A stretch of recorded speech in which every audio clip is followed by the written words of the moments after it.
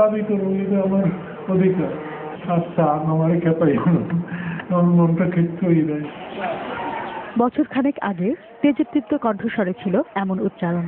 1 বছর পেরিয়ে ভাষা সৈনিক মোহাম্মদ আলী খানের কথা বলার শক্তিটুকুও নেই। মায়ের ভাষার দাবিতে যখন উত্তাল রাজপথ, তখন ঝালকাঠিতে জনমত করে তুলেছিলেন মোহাম্মদ আলী খান। উর্দু নয়, বাংলাই হবে রাষ্ট্রভাষা, এ দাবিতে রাস্তায় নামে ছাত্র, শিক্ষক, কৃষক সহ সর্বস্তরের মানুষ। সেই সারিতে আরেক সৈনিক আব্দুর রশিদ ফকির। পড়ন্ত বেলায় আজ শয্যাশায়ীর সময় 2 শ্রেষ্ঠ সন্তান।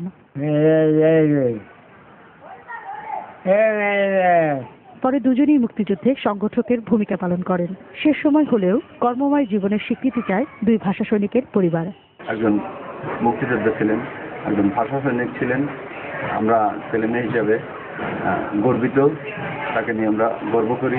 তিনি আজকে মৃত্যুসজ্জায়। আজ পর্যন্ত সে ভাষা সৈনিকের মর্যাদাও পায়নি রাষ্ট্রের কাছ থেকে, এবং সে মুক্তিযোদ্ধাদের যে এই প্রশিক্ষণ দিয়েছেন তারও কোনো স্বীকৃতি সে পায় না এখন পর্যন্ত। আমরা চাচ্ছি সরকারিভাবে যেন সে তার শেষ নিঃশ্বাস ত্যাগ করার আগে এই স্বীকৃতিটা যেন পেয়ে যায়।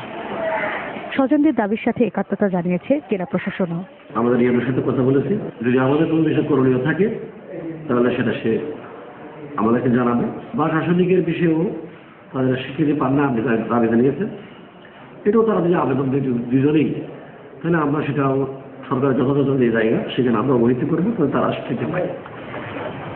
ভাষা সৈনিকদের অবদান স্মরণীয় করে রাখতে জেলা শহীদ মিনারের পাশে নামফলক স্থাপনের দাবি ঝালকাঠিবাসীর। কামরুন নাহার কাকলি, যমুনা নিউজ। দেশের বাইরের প্রসঙ্গ।